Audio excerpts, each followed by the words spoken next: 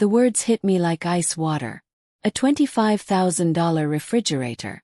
Those were the exact words that came from my daughter-in-law Lisa's mouth on that Tuesday afternoon. She was sprawled on my couch like she owned the place. A thick, glossy magazine sat open in her lap. Her perfectly manicured finger tapped against a photo of some ridiculous appliance that looked more like a spaceship than a fridge. Before we proceed, thank you for watching her voice narrative.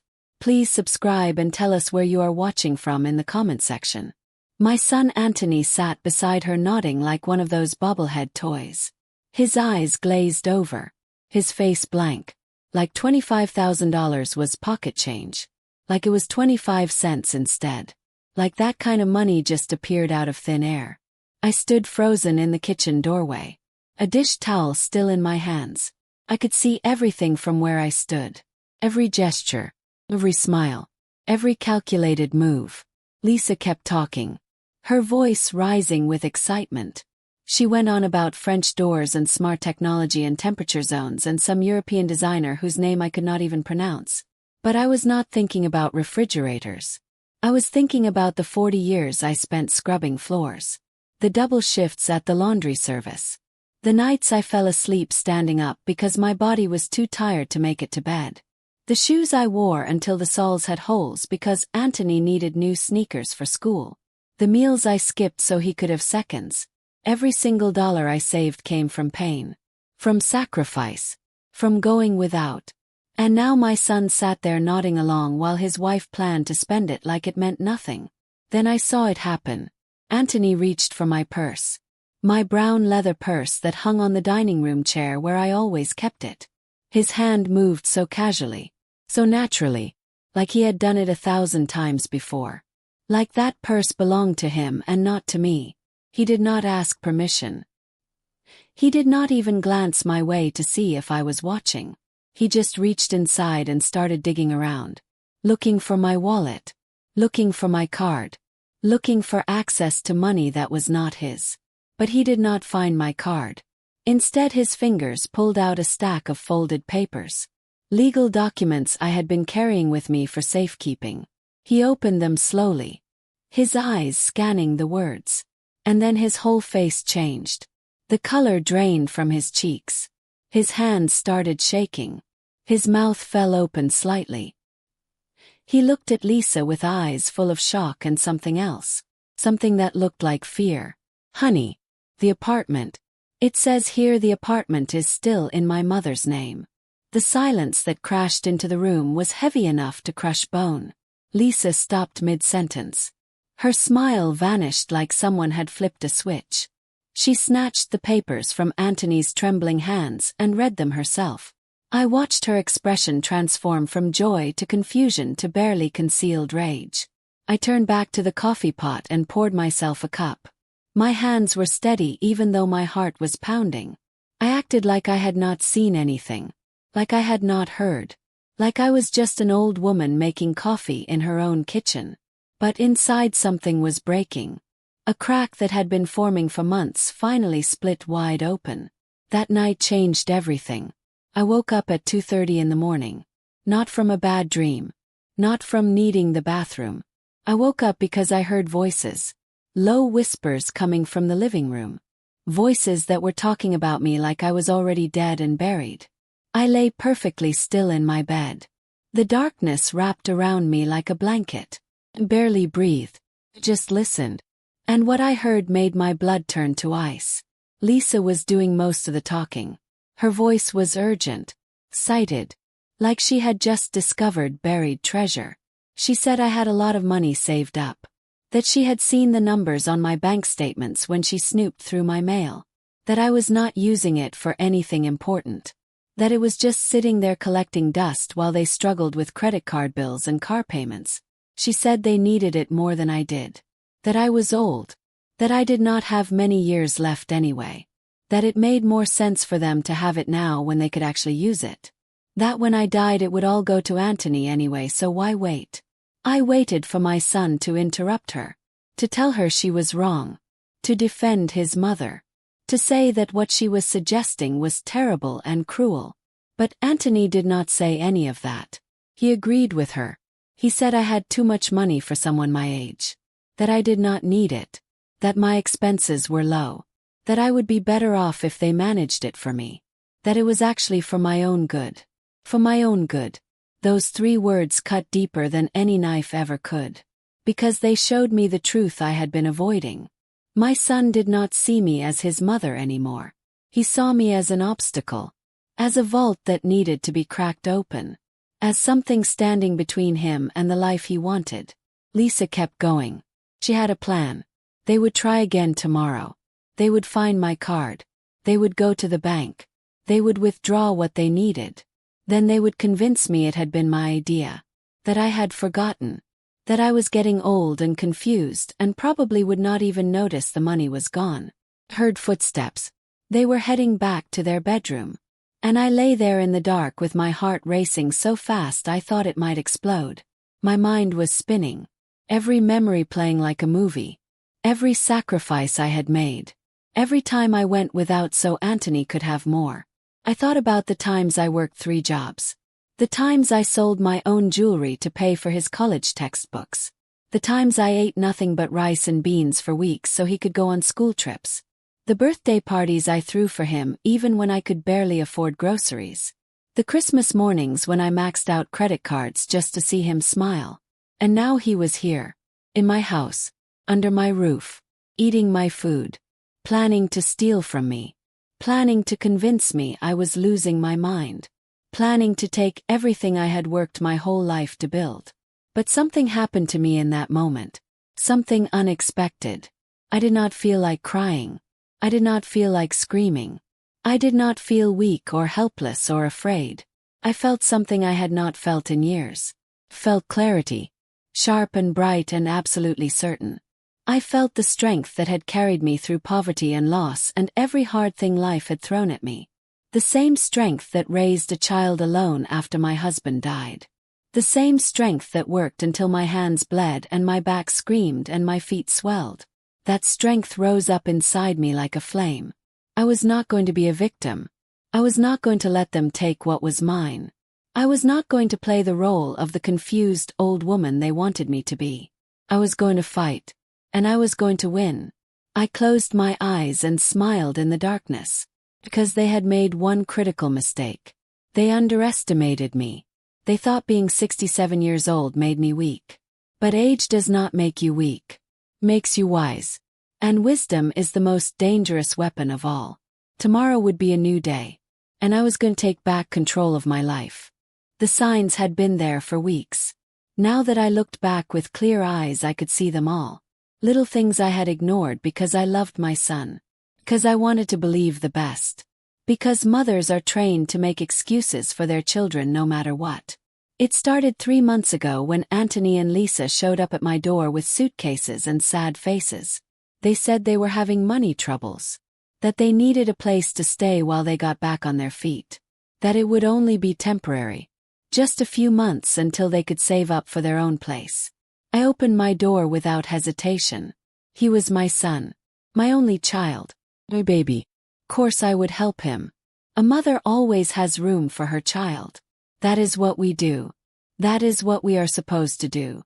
The first few weeks were nice. Lisa helped with cooking. Anthony fixed the leaky faucet in the bathroom and the loose step on the porch. We ate dinner together every night. Watched game shows on television. It felt good to have people in the house again. After years of living alone, the silence had become heavy. Their presence made the house feel alive. But then the questions started. Small questions at first. Innocent sounding. The kind of questions that seem like normal conversation. Lisa asked if I had savings. Said yes. She said that was smart. That a lot of older people were not so fortunate. Then she asked where I kept it. I said in the bank. She wanted to know if I had it all in one account or spread around. I told her I had a main savings account. She smiled and said how wise I was. How careful. How responsible. At the time I thought she was just being friendly. Making conversation. Getting to know me better. But now I understood. She was gathering information. Building a map. Planning her attack. A week later Anthony asked how much money I had saved. I told him it was none of his business. He laughed it off, said he just wanted to make sure I was comfortable, that I had enough to live on, that I would not need help. I told him I was perfectly fine, that I had worked hard my whole life specifically so I would not be a burden to anyone in my old age. Something flickered in his eyes when I said that. Something dark, something hungry, but I pushed the feeling away. Told myself I was imagining things, that my son loved me, that he would never hurt me. The weeks dragged on and their behavior got stranger. Lisa became overly helpful. She brought me tea without being asked, fluffed the pillows on my chair, asked constantly if I was feeling okay, if I was tired, if I needed to rest. First I appreciated it, thought maybe she was finally warming up to me, finally seeing me as family. But then I noticed the questions that came with the kindness. Questions about my memory. Did I ever forget where I put things? Did I ever feel confused? Did I ever lose track of what day it was? She told me her aunt started having memory problems at my age, that it was important to catch it early, that I should pay attention to any warning signs. I told her my memory was perfect, that I knew exactly where everything was, that I could recite my bank account number from memory if I needed to. She smiled, but the smile did not reach her eyes. Anthony changed too. He started talking to me like I was a child, explaining simple things as if I could not understand them, speaking slowly and loudly like I was hard of hearing even though my hearing was fine. When I told him I understood something the first time, he would laugh and say he was just making sure. One evening I was walking past their bedroom and the door was cracked open. I heard Lisa's voice, sharp and urgent. She was saying I had money sitting in the bank doing nothing, that the money could be helping them pay off debt, that I was old and did not need that much, that when I died it would go to Anthony anyway, so why not use it now when it could actually make a difference? I waited for Anthony to disagree, to defend me, to say his mother was not a bank account to raid. But he did not. He said she had a point, that they just needed to be smart about it, that they could not just take it because I would notice. They needed a plan. Lisa laughed, said I would not notice anything if they did it right, that old people forget things all the time, that they just needed to wait for the right moment. My heart broke into pieces hearing those words, but I still did not want to believe it. I told myself I had misunderstood, that they were talking about something else, that my son could never be so cruel. But the evidence kept piling up. I found Lisa going through my papers in my bedroom one afternoon. She jumped when I walked in, said she was looking for a recipe I promised her. I told her my recipes were in the kitchen, not in my bedroom. She left quickly with a nervous laugh. Anthony asked me if I had made a will. I asked why he wanted to know. He said he just wanted to make sure everything was in order, that he was my only son and had a right to know my plans. A right to know. Like my life was his business. Like my death was something he was waiting for. The pressure got worse. Every day Lisa found a way to mention something expensive we needed. New furniture. A new television. And always that refrigerator. She would leave the magazine open on the coffee table, point out the features, talk about how it would save money on electricity, how it was really an investment. Anthony would back her up, say she was right, say we should think about it, say I had the money so why not, like my money was our money, like what I had earned belonged to all of us.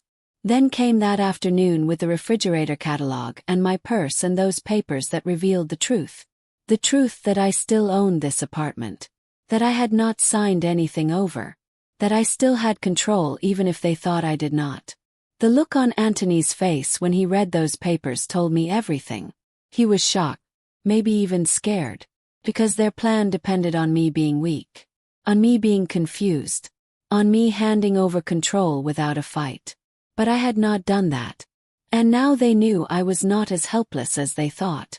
After they left for their bedroom that night, I sat in the living room for hours, just thinking, remembering, trying to figure out where I went wrong, wondering if I had spoiled Anthony too much, protected him too much, given him too much so that he never learned the value of working for something himself.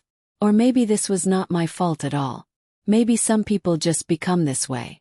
Maybe greed is something that grows inside certain hearts no matter how they were raised. Maybe my son was one of those people and I had been too blind to see it. Did not matter anymore. What mattered was protecting myself. What mattered was making sure they could not take what I had earned. What mattered was survival.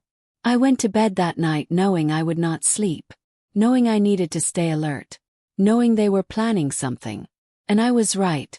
At 3 a.m. I heard them again. Whisper planning. Scheme building. This time they were talking about getting a copy of my ID. About trying to answer my bank security questions. About accessing my account online. About taking just enough that I might not notice right away. Lisa said if that did not work they would go to plan B. They would talk to a lawyer. Get me declared incompetent. Get a conservatorship. Take legal control of everything. My money. My property. My life. I lay in the dark listening to my son plot my destruction. And I made a decision. A decision that would change everything. I was not going to let this happen. I was not going to be a victim. I was going to fight back with everything I had. When the sun came up I got out of bed. Showered. I dressed in my best clothes. Combed my hair. I looked at myself in the mirror and I saw a warrior. Not a victim. Not a helpless old woman. A survivor. Fighter. Someone who had been through worse and come out stronger. I grabbed my purse. I checked for my ID and my bank card. I walked out of my house while Anthony and Lisa were still sleeping. I did not leave a note. I did not explain. I just left. The bank opened at 9. I was there at 8:50 waiting on the bench outside. The morning was cool and clear. Birds sang in the trees. Traffic moved steadily down the street. Everything looked normal. But nothing would ever be normal again. When the doors opened I walked straight to the customer service desk. A young woman greeted me with a professional smile. I told her I needed to speak with a manager. That it was urgent. She asked me to wait.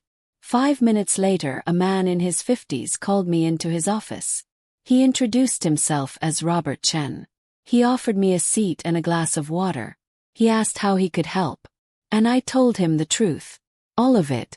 I told him my son and daughter-in-law were living with me. That they were planning to steal from me. That I had heard them talking about accessing my accounts. That I was afraid they would try to take my money. That I needed to protect myself before it was too late. Robert listened without interrupting. He took notes.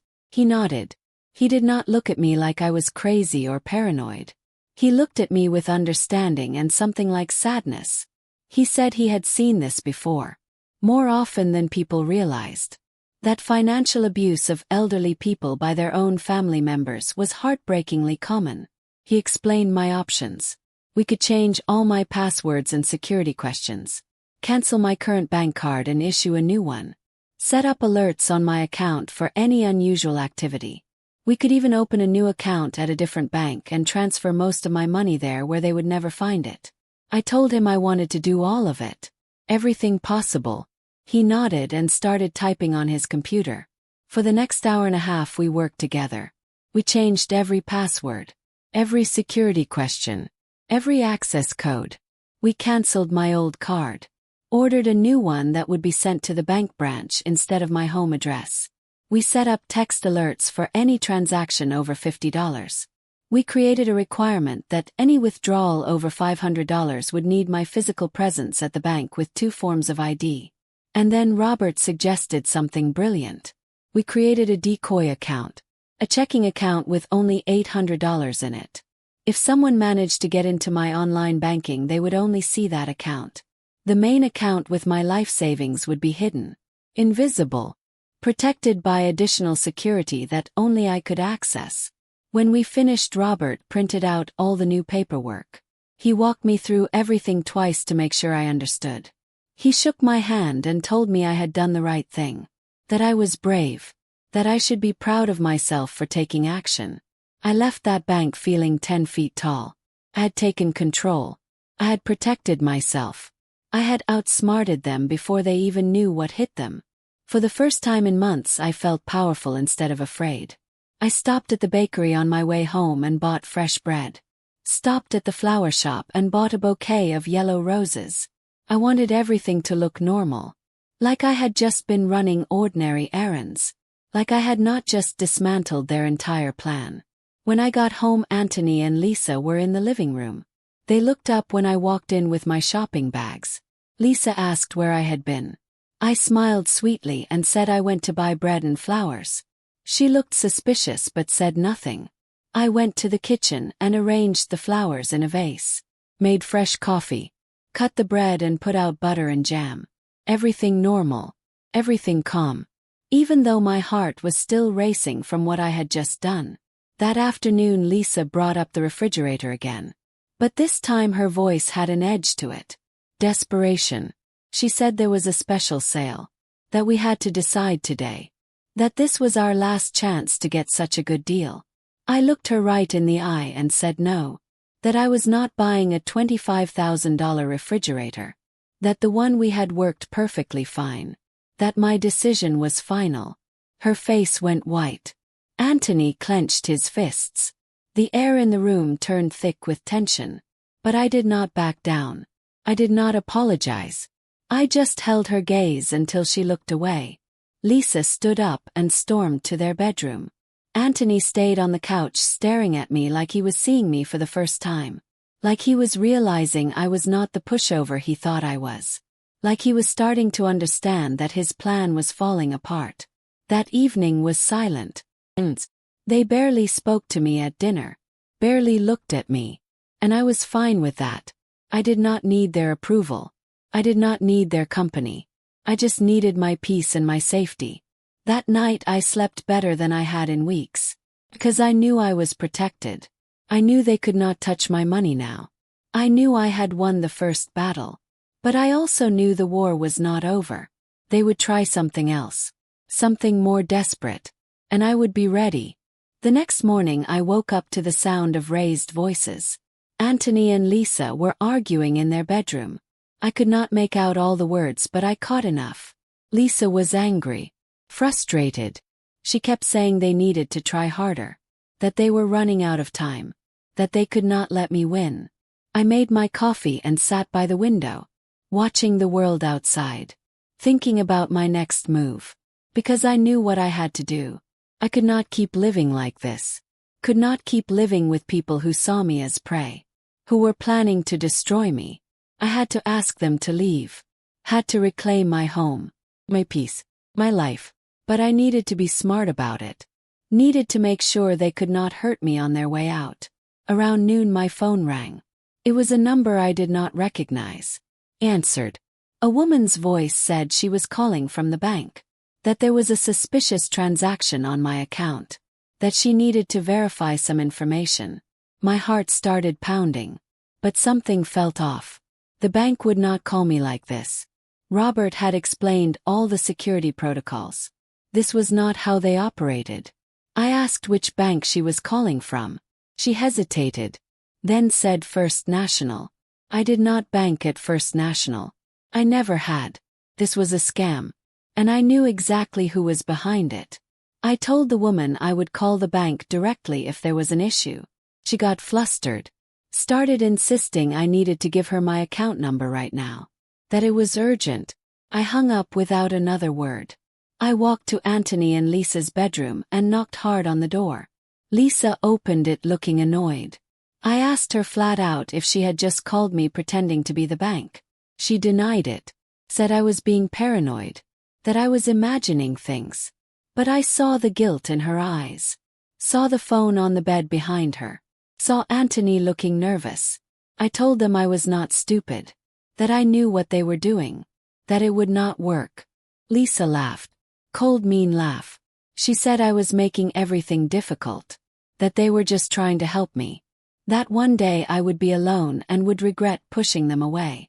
I walked back to my room and locked the door. Leaned against it with my heart hammering.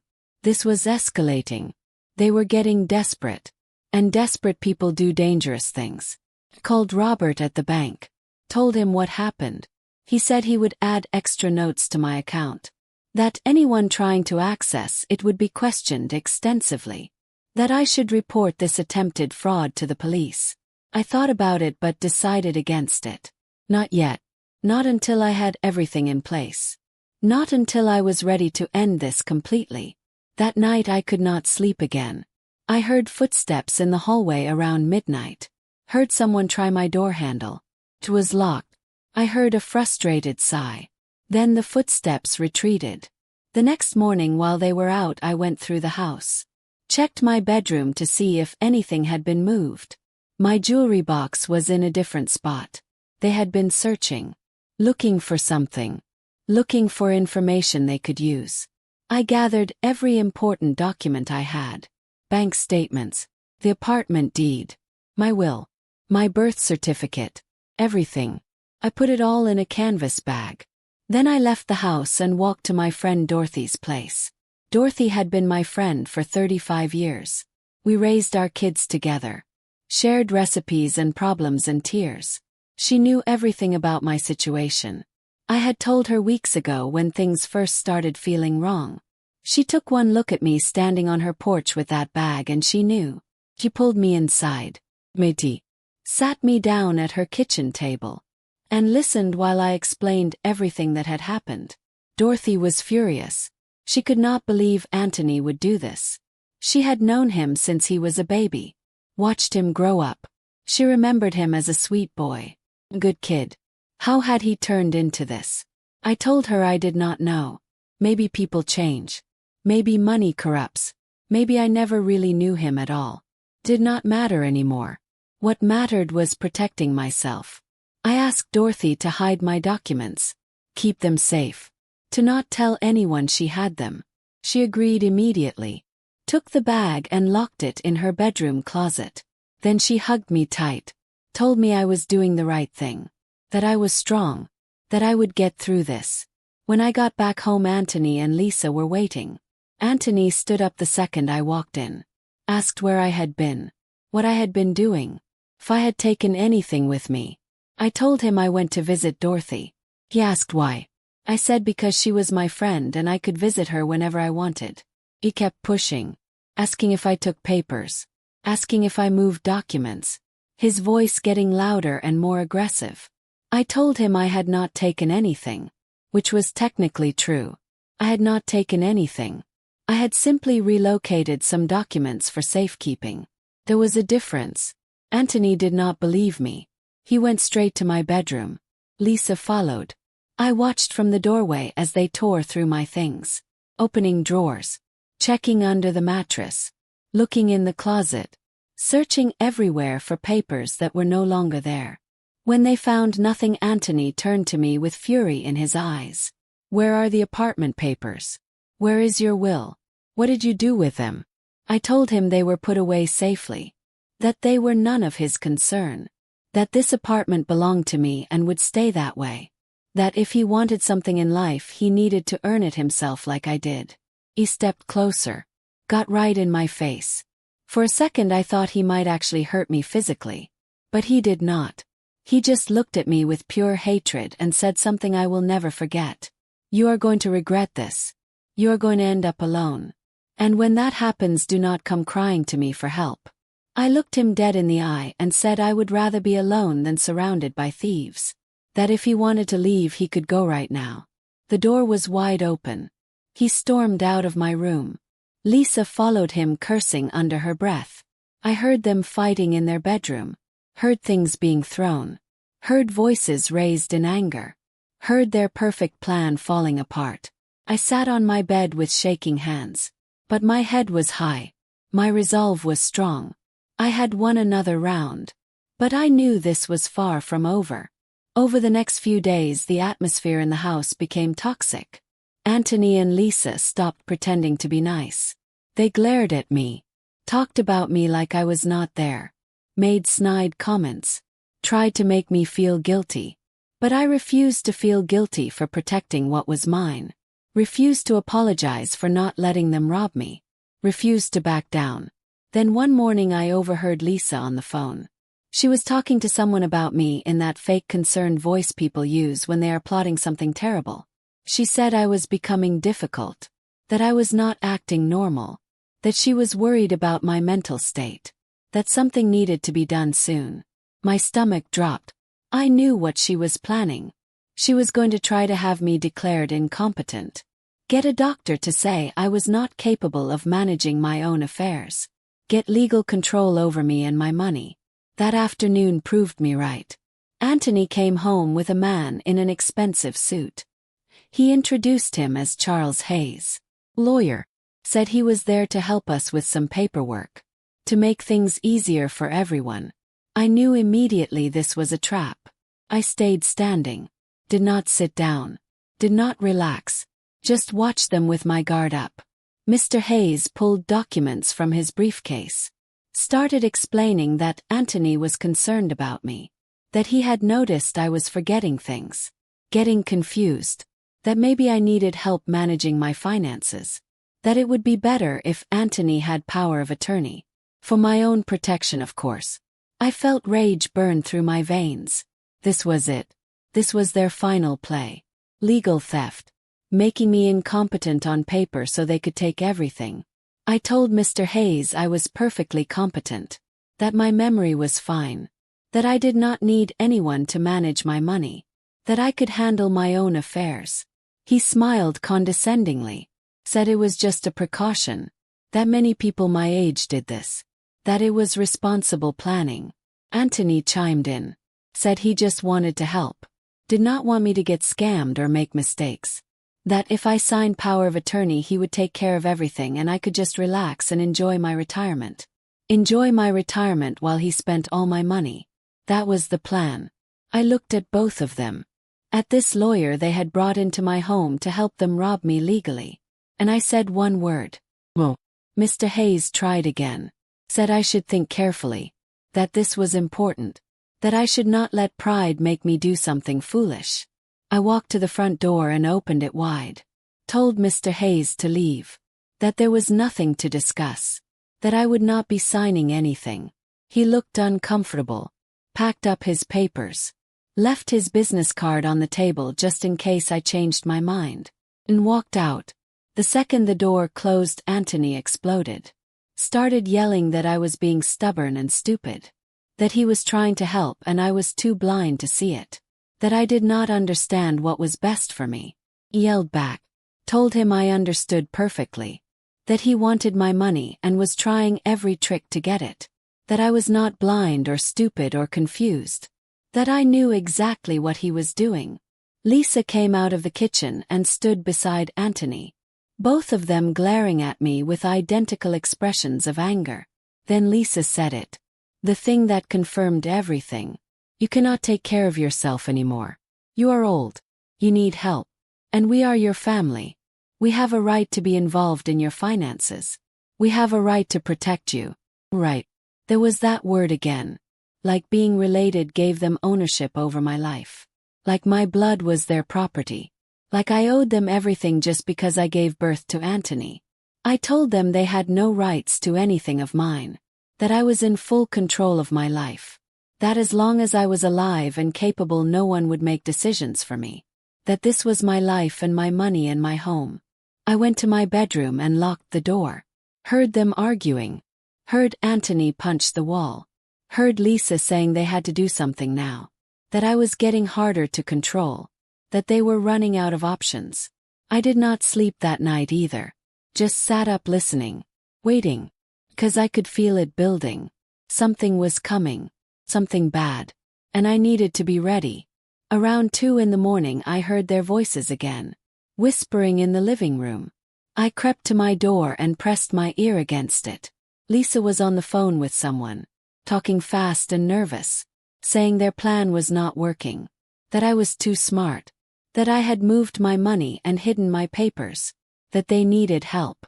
Whoever was on the other end must have given advice because Lisa started nodding. Then she said something that made my blood freeze. Yes, I understand. We will try to get a copy of her ID tomorrow. With that and her information we can try to access her account online. Anthony's voice joined in. Said maybe they could answer the security questions. That he knew my birthday and where I was born. That it was worth a shot. Then Lisa said the worst part.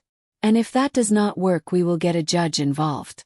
Mr. Hayes said with our testimony and a medical evaluation we can get a conservatorship. Then everything becomes ours. Conservatorship. Legal control over my entire life. Over my body. My money. My home. My freedom. They wanted to lock me away like I was already dead. Take everything I had. Turn me into a prisoner. I backed away from the door. My heart was racing so fast I thought I might pass out. This was not just about money anymore. This was about my entire existence. They wanted to erase me. Take my autonomy. My dignity. Everything. But fear only lasted a moment. Then it turned into something else. Into determination. Into fury. Into absolute certainty that I would not let this happen. I was not going to be their victim. I was not going to let them win. I was going to end this. Right now. Tonight. Before they could destroy me. When morning came I knew exactly what I had to do. I got dressed in my best outfit. Did my hair. Put on my mother's pearl earrings. Looked in the mirror and saw a woman who had survived everything life threw at her. And I was about to survive this too. I walked out of my bedroom with my head high. Anthony and Lisa were in the kitchen drinking coffee. They looked up when I entered. Probably expecting me to serve them breakfast like I had been doing for months. Instead I looked at both of them and said the words I should have said weeks ago. I want you out of my house. Both of you. Today. Pack your things and leave. You are not welcome here anymore. Lisa's mouth fell open. Anthony looked stunned. Then Lisa started yelling. Said I could not kick them out. That they lived here. That they had rights as tenants. I told her this was my house. My name on the deed. That I could decide who stayed and who left. And I was deciding they needed to go. Anthony stood up. Tried to reason with me. Said we should talk about this. That we were family. That we could work things out. I shook my head. Told him we were done talking. That I had heard everything. Their plans to steal from me. Their plans to have me declared incompetent. Their plans to take my life away. That I knew everything and I would not tolerate it for one more second. His face went pale. Lisa looked furious but also scared. They realized I had been listening. That I knew all their secrets. That their cover was blown. I walked to the front door and held it open. Told them they had 1 hour to pack and leave. If they were not gone I would call the police and have them removed. Lisa started crying. Fake tears. Saying I was being cruel. That they had nowhere to go. That I was abandoning family. I did not budge. Did not soften. Just kept holding that door open and waiting. Anthony grabbed Lisa's arm and pulled her toward their bedroom. I heard them throwing things into suitcases. Heard Lisa cursing and crying. Heard Anthony trying to calm her down. Heard their world falling apart. 45 minutes later they emerged with their bags. Both of them looked at me with hatred. Pure undisguised hatred. But I felt nothing. No guilt. No sadness. Just relief. Anthony stopped at the door. Turned back to look at me one last time. His eyes were red. His face was twisted with emotion I could not read. Was it regret? Was it anger? Was it shame? I did not know and I did not care. Please. We can fix this. I shook my head slowly. There was nothing to fix. The trust was gone. The love was broken. The relationship was dead. He had killed it himself with his greed and his lies and his betrayal. Goodbye, Anthony. He flinched like I had slapped him. Then he walked out. Lisa followed without a word. I watched them load their bags into their car. Watched them drive away. Watched until I could not see their car anymore. Then I closed the door. Locked it. And stood in the silence of my home. My home. Not theirs. Tears came then. Hot and heavy and full of pain. I cried for the son I thought I had. The son who used to hug me and tell me he loved me. The son who used to say I was the best mother in the world. That son was gone. Maybe he had never existed. Maybe I had invented him in my mind because I wanted to believe my child was good. But I also cried with relief. Because the nightmare was over. 'Cause I was safe. Because I had fought back and won. Because I had chosen myself over misplaced loyalty. Because I had found my strength when I needed it most. I dried my tears. Walked through my house room by room. Opening windows. Letting fresh air in. Letting the darkness out. This was my space now. My sanctuary. My peace. I called Dorothy and told her what happened. She came over immediately with a casserole and a bottle of wine. We sat in my kitchen and talked for hours. She told me I was brave. That I had done what needed to be done. That I should be proud of myself. And for the first time in months I felt something other than fear or sadness. Felt proud. I had stood up for myself. I had protected what was mine. I had refused to be a victim. The first week after they left was strange. I kept expecting to hear their voices. Kept expecting Lisa to complain about something or Anthony to ask for money. But there was only silence. Beautiful, peaceful silence. I started doing things I had not done in months. I painted the kitchen a soft yellow color I had always wanted. I bought new curtains for the living room. I rearranged the furniture. I made the house mine again. Erased their presence. Created a space that felt clean and new. Dorothy invited me to join her book club. A group of women our age who met every Thursday evening. I was nervous at first. Did not know if I wanted to share my story with strangers. But Dorothy said it would be good for me. That being around other women would help me heal. I went to the first meeting unsure of what to expect. But what I found was amazing. 8 women all in their 60s and 70s. All with stories of their own. Stories of struggle and survival and strength. One woman named Patricia told us her husband had tried to take everything in their divorce. Claimed she had not contributed anything to their marriage, even though she had raised 4 children and supported his career for 30 years. She fought him in court and won. Got half of everything including the house. Another woman named Helen shared how her son had stolen her credit cards and racked up $50,000 in debt. She had to file a police report against her own child. Press charges. Watch him go to jail. It nearly destroyed her, but she did it because it was the only way to protect herself. Hearing these stories made me realize I was not alone. That many women face betrayal from the people they love most. That fighting back does not make us cruel. Makes us survivors. I started going to the book club every week. Started making new friends. Started building a life that did not revolve around Anthony or his problems or his needs. Started remembering who I was before I became someone's mother. I also started painting again. Something I had loved when I was young but had given up when Anthony was born. I bought supplies from the craft store. Set up a small studio in the spare bedroom. Spent hours mixing colors and creating images that came from somewhere deep inside me. My first painting was of a bird breaking free from a cage. The cage door was open and the bird was flying toward a bright blue sky. Dorothy saw it and cried. Said it represented exactly what I had done. Freed myself. Chosen flight over captivity. I hung that painting in my living room where a family photo used to be. Every time I looked at it, I remembered my strength. Remembered that I had saved myself. That I could survive anything. 2 months passed. Then 3. The pain of losing Anthony faded slowly. It did not disappear completely. I still thought about him. Still wondered how he was. Still felt a strange hollow ache when I remembered the little boy he used to be. But I also felt lighter. Freer. More myself than I had been in years. I was not living in fear anymore. Not walking on eggshells. Not worrying about someone trying to steal from me. I was just living. And it felt good. One Saturday morning I was at the farmer's market buying vegetables when I saw him. Anthony. He was standing near the fruit stand looking thinner and more tired than I remembered. He had dark circles under his eyes. His clothes looked wrinkled and old. Our eyes met across the crowd. He raised his hand slightly like he wanted to wave. Wanted to come talk to me. But I just turned away. Kept walking. Kept shopping. Kept moving forward. I heard him call out, please. But I did not stop. Did not turn around. 'Cause I was not ready.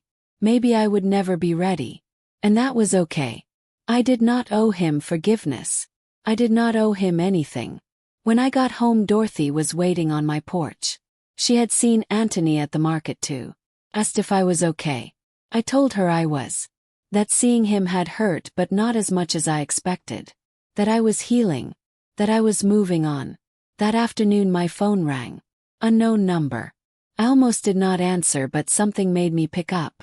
It was Anthony. His voice was quiet, broken. He said he needed to talk to me. That he had been thinking a lot. That he made terrible mistakes. That he was sorry. I listened without speaking. Let him say what he needed to say. He told me that Lisa had left him the day after they moved out. That she said she could not be with someone who had no money. That she admitted she had only been with him because she thought he would inherit my wealth. That when she realized that was not going to happen, she was gone. He said losing her made him see the truth. That she had never loved him. That she had manipulated him. That he had been so desperate to make her happy that he lost himself. Lost his values. Lost his mother. He said he was working 2 jobs now. Living in a tiny apartment. Trying to pay off the debts they had accumulated. Trying to rebuild his life from nothing. And every day he thought about me. About what he had done. About how he had betrayed the one person who had always loved him. I know I do not deserve your forgiveness. I know what I did was unforgivable. But I need you to know I am sorry. I am so deeply sorry. You deserved better. You deserved a son who appreciated you. Who protected you. Who loved you the way you loved me. And I failed. I failed you in every possible way. Tears ran down my face as I listened. Part of me wanted to tell him it was okay. That I forgave him. That he could come home. 'Cause that is what mothers do. We forgive. We take our children back no matter what they have done. But another part of me, the stronger part, the part that had learned to protect herself, that part said no. Anthony, I appreciate you calling. I appreciate you saying you are sorry. But I am not ready to have you back in my life. What you did hurt me more than anything I have ever experienced. You tried to steal from me. You tried to have me declared incompetent. You chose money over your own mother. And I need time to heal from that. Maybe a lot of time. Maybe forever. I do not know yet. He was quiet for a long moment. Then he said he understood. That he would wait. That whenever I was ready, if I was ever ready, he would be there. That he loved me even though he had shown it in the worst possible way. I told him I had to go. I hung up the phone and sat in the silence of my kitchen. My hands were shaking. My heart was heavy. But I also felt something else. Felt strong. Because I had set a boundary. 'Cause I had chosen myself. Because I had not caved to guilt or obligation or the role society expects mothers to play. That night I wrote in my journal. Something I had started doing as part of my healing. I wrote about forgiveness. About how forgiveness does not mean forgetting. Does not mean allowing someone back into your life. Does not mean pretending the hurt never happened. Forgiveness can mean letting go of anger. Releasing the poison of resentment. Choosing peace over bitterness. But it does not mean reconciliation. Those are 2 different things. And I could forgive Anthony for my own healing while still keeping him at a distance for my own protection. I wrote about mothers and the impossible standards we are held to. How we are expected to sacrifice everything. To forgive everything. To love unconditionally even when that love is weaponized against us. How we are told that protecting ourselves is selfish. That setting boundaries is cruel. That walking away is abandonment. But I had learned the truth. That self-preservation is not selfish. That boundaries are healthy. That walking away from toxicity is survival. That even mothers deserve safety and respect and peace. The months continued to pass. I fell into a rhythm. Book club on Thursdays. Painting on Tuesday afternoons. Coffee with Dorothy every Sunday morning. Trips to the market. Long walks in the park. A simple life but a good one. A life that was mine. I started volunteering at a local senior center. Teaching sewing classes to other women. Sharing my skills. Making new connections. Giving back in a way that felt meaningful and safe. One of the women in my class was named Ruth. She was 72 and living in a nursing home not because she needed to but because her family had put her there to gain control of her finances. She told me how her daughter had convinced a judge she was not capable, how they sold her house without permission, how they spent all her money. Ruth had finally gotten a lawyer, fought back, got the conservatorship reversed. But by then most of her money was gone. She was trying to rebuild with nothing. Hearing her story made me realize how lucky I was. That I had acted quickly. That I had protected myself before it was too late. That if I had waited even a few more weeks, Anthony and Lisa might have succeeded. I helped Ruth navigate the legal system. Connected her with resources. Became her friend. And in helping her I healed more of my own wounds. Found purpose. Found meaning. 6 months after Anthony left he called again. Said he had been in therapy. Working on himself. Understanding what he had done and why. He did not ask to see me. Did not push. Just wanted me to know he was trying to become a better person. I thanked him for telling me. But I still kept my distance. Still protected my peace. Still chose myself. A year passed. Then 2. My life continued to grow and change. I sold some of my paintings at a local art fair. Made enough money to take a trip to the coast. Something I had always dreamed of doing. I stood on the beach watching the waves crash against the shore. Felt the wind in my hair. Tasted the salt in the air. And I felt complete. Whole. Happy. I was 70 years old. Living alone. Estranged from my only child. But I was free. I was safe. I was at peace. And that was worth more than any relationship built on lies. Dorothy asked me once if I regretted what I did. If I wished I had handled things differently. If I would change anything. I told her no. That I would do it all again exactly the same way. That protecting myself was the best decision I ever made. That I had no regrets. Because the truth is sometimes love is not enough. Sometimes blood does not matter. Sometimes you have to choose yourself even when it breaks your heart. Especially when it breaks your heart. I learned that being a good mother does not mean being a doormat. Does not mean letting your children destroy you. Does not mean sacrificing your dignity and your safety and your sanity for the sake of family. Being a good mother means showing your children what self-respect looks like. What boundaries look like. What strength looks like. Even if they never learn the lesson. Even if they hate you for it. Even if you end up alone. Because being alone with your dignity intact is better than being surrounded by people who see you as nothing more than a bank account to drain. Anthony called on my 70th birthday. Left a voicemail singing happy birthday. Said he missed me. Said he hoped I was well. Said he still loved me. I listened to the message 3 times. Cried a little. But I did not call him back. Because I still was not ready. Maybe I never would be. And I had made peace with that. I celebrated my birthday with Dorothy and the women from book club. We had cake and wine and laughter. They gave me gifts, told stories, made me feel loved and valued and seen. And I realized something important. Family is not always about blood. Sometimes family is the people who show up for you, who support you, who celebrate you, who protect you instead of trying to destroy you. These women were my family now. This life I had built was my family.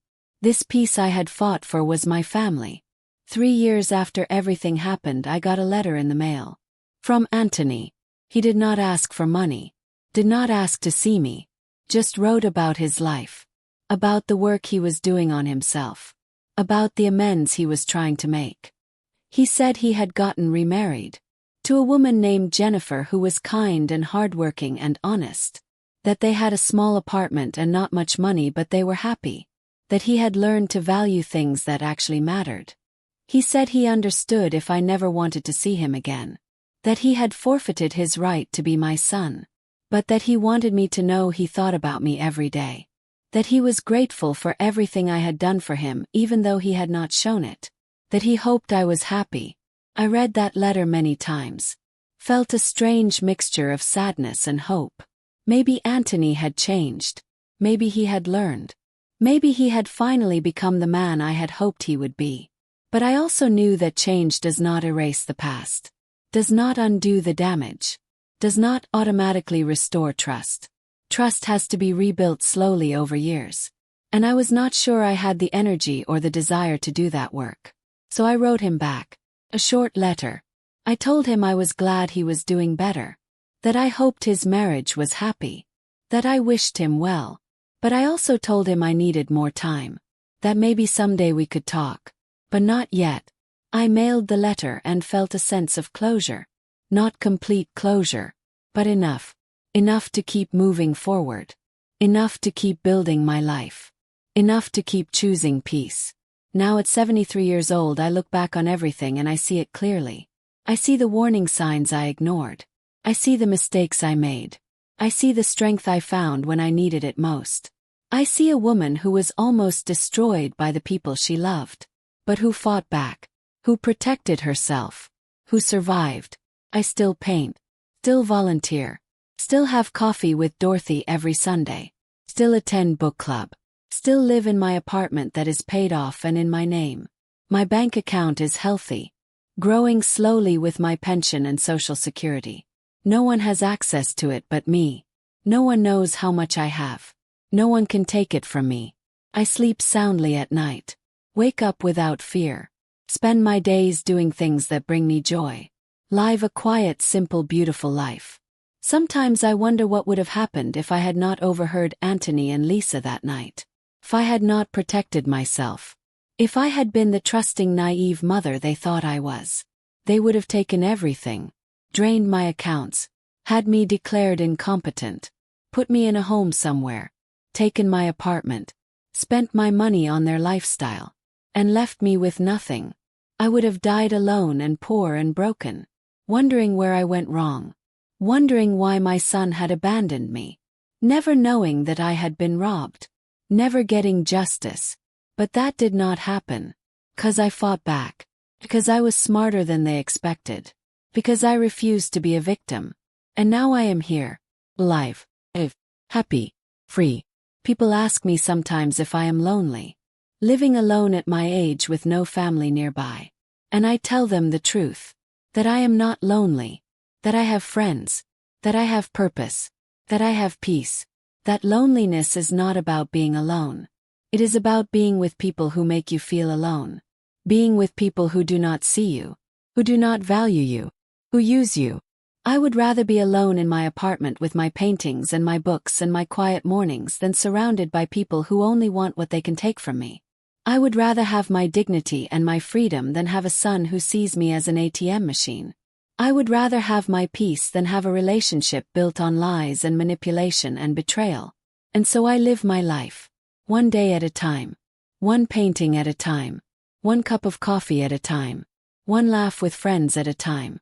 I am not rich. I am not famous. I do not have a big family or a house full of grandchildren. But I have something better. Have myself. Have my strength, have my story. And my story is this, that even when the people you love betray you, even when your own child tries to destroy you, even when you are facing the worst pain imaginable, you can survive, you can fight back, you can win, you can choose yourself, you can set boundaries, you can walk away, and you can build a new life from the ashes of the old one. You can be 73 years old and alone and happy. You can be a mother who said no. You can be a woman who refused to be a victim. And you can look in the mirror every morning and be proud of what you see. Not because you are perfect, not because you did everything right, but because when it mattered most, when everything was on the line, when you had to choose between love and self-preservation, you chose yourself. And that choice saved your life. This is my story. The story of a $25,000 refrigerator that revealed the truth. The story of a mother who lost her son but found herself. The story of betrayal and survival and strength. The story of Esther Ramirez. A woman who worked her whole life. Who sacrificed everything for her child. Who almost lost it all. But who fought back and won. A woman who is still here. Still standing. Still painting. Still living. Still free. And if my story helps even one person find the courage to protect themselves, to set boundaries, to choose their own peace over guilt and obligation, then every bit of pain was worth it. 'Cause we all deserve safety. We all deserve respect. We all deserve peace. Even mothers. Especially mothers. And sometimes the bravest thing you can do is save yourself.